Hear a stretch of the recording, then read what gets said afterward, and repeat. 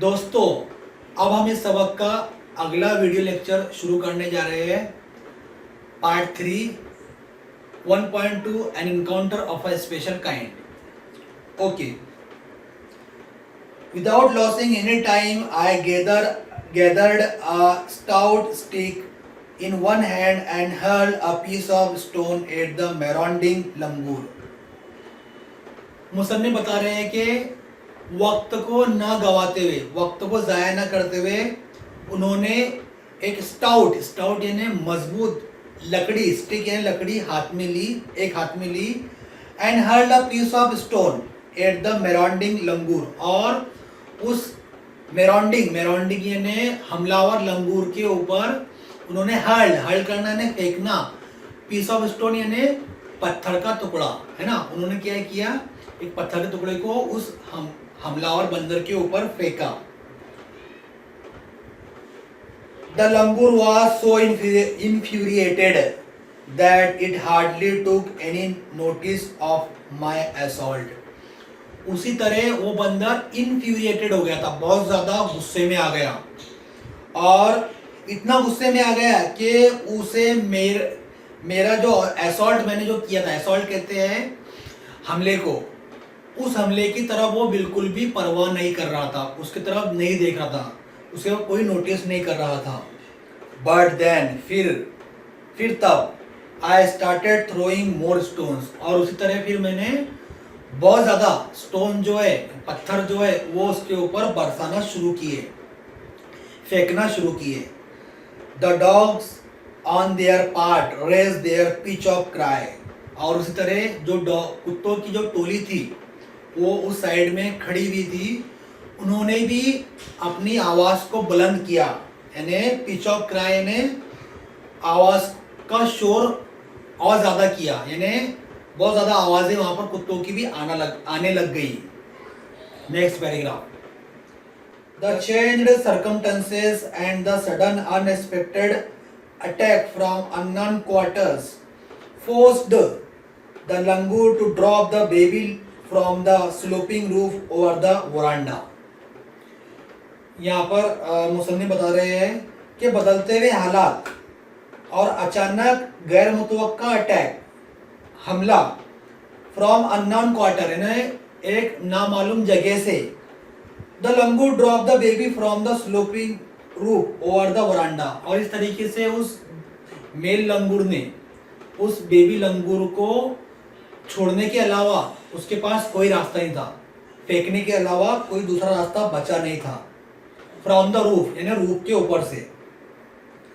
The baby was listless and appear to be dead, और इस तरीके से जैसे उसने उस बच्चे को वहाँ पर छोड़कर वो चला गया, मेल लंगूर, वो बच्चा लिस्टलेस मतलब बेजान, बेहरकत, है ना, ऐसा वो दिखाई दे रहा था, और इस तरीके से वो एक डेड यानी मरा हुआ भी लग रहा था। As its body started to slide down, और जैसे कि वो बच्चा रूफ के ऊपर यानी ढलवानी छत के ऊपर पड़ा हुआ था, वो उसकी बॉडी धीरे धीरे जो है वो फिसल रही थी, स्लाइड डाउन हो रही थी, मतलब नीचे की जानिब आ रही थी।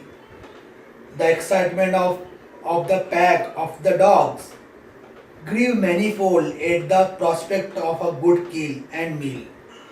उसी तरह दोस्तों क्या हुआ कि कुत्तों की जो टोली नीचे खड़ी हुई थी, ये जो वाकया छत के ऊपर हो रहा था जैसे कि हम जानते हैं, और नीचे कुत्तों की टोली खड़ी हुई थी, उनका एक्साइटमेंट, जोश में इजाफा हो गया, क्या देखकर कि वो बच्चा जो है वो नीचे गिरने वाला है, और अब हम उस बच्चे की जो है गुड किल, एक अच्छी गिज़ा उनको मिलने वाली है, और एक ज़ियाफत, एक दावत, मील हम उस बच्चे से करने वाले हैं, यानी वो जैसे नीचे गिरता है हम उसे खा जाएंगे, हम एक दावत कर लेंगे। Keeping the dogs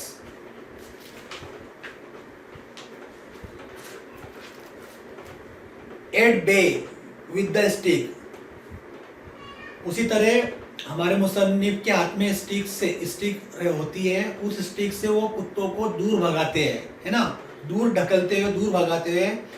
I manage to catch catch hold of the baby langoor's tail just as it tipped over the edge of the tiled roof.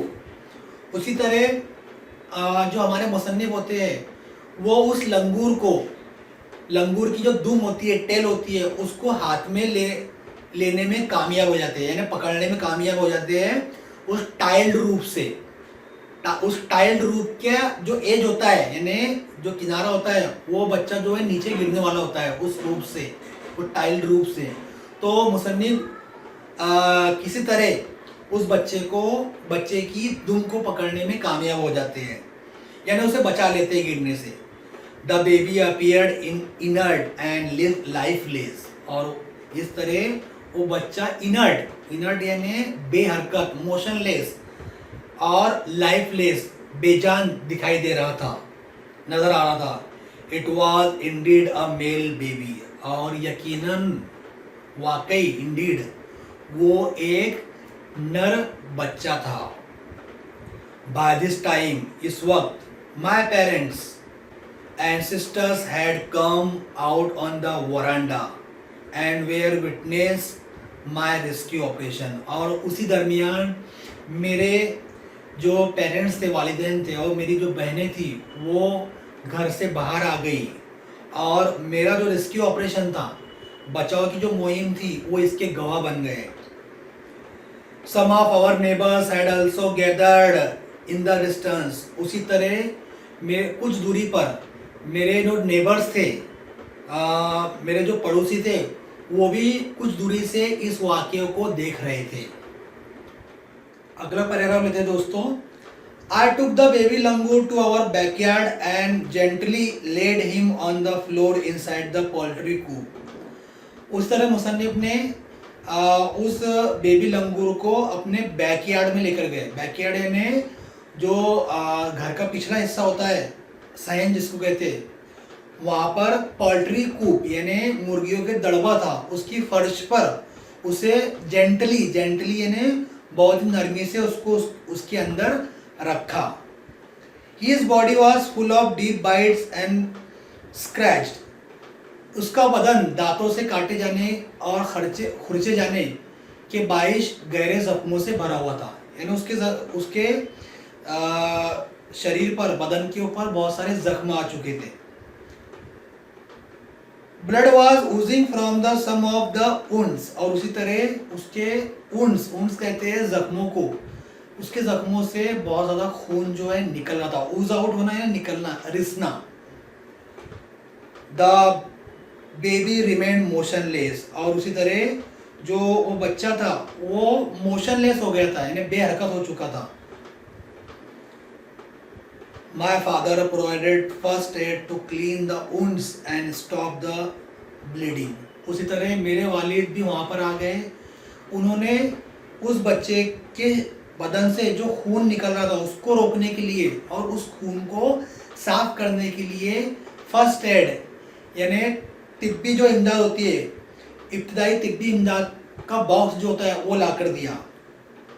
I was relieved to find out that the baby was breathing, और फिर मुझे ये बात जानकर बहुत तस्कीन हासिल हुई, तसल्ली हासिल हुई कि वो बेबी लंगूर जो है वो सांस ले रहा था, है ना, मतलब वो जिंदा था।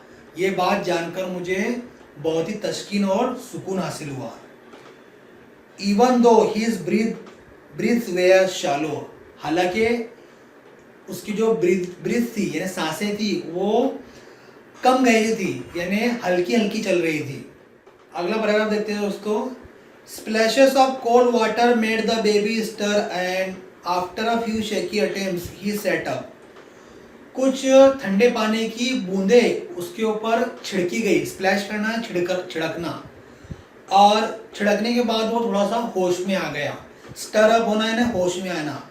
और बाद में कुछ उसने थोड़ी सी कांपती हुई, लरसती हुई शैकी अटेम्प्ट्स की, यानी कुछ कोशिशें की, और इस तरीके से वो ही सेटअप उठकर बैठ गया।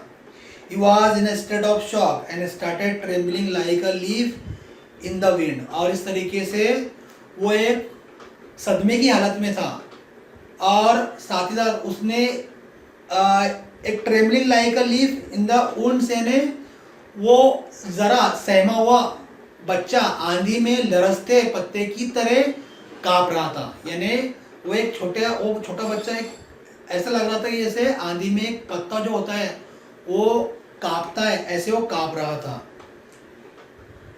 His two little twinkling eyes welled up with tears, और उसकी छोटी छोटी नन्ही नन्ही चमकीले आंखें जो थी उसमें आंसू भर आए थे। वेल्ड अप होना यानी आंसुओं का भराना। With tears he started to sob with a muffled cry, just like a human child would after experiencing.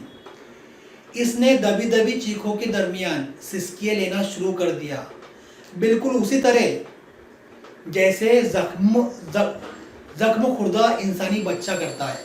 यानी उसने सिसकियां लेना शुरू की।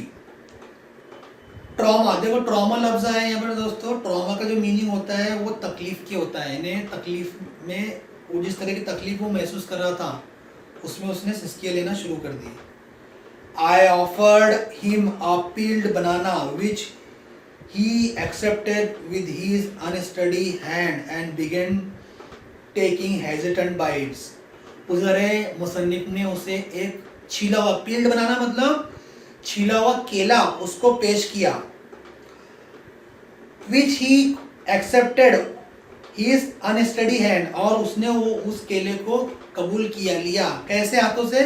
अनस्टडी यानी लड़खड़ाते हुए हाथों से उसने उस केले को एक्सेप्ट किया। And began taking hesitant bite, और इस तरीके से वो रुक रुक कर उस केले को खा रहा था। यानी उसे बहुत बहुत ही धीरे धीरे से, यानी डरे हुए अंदाज से उस केले को खा रहा था। दोस्तों यहाँ पर हम रुकते हैं। इस सबक का अगला हिस्सा आने वाली वीडियो लेक्चर में पेश किया जाएगा। तब तक के लिए शुक्रिया।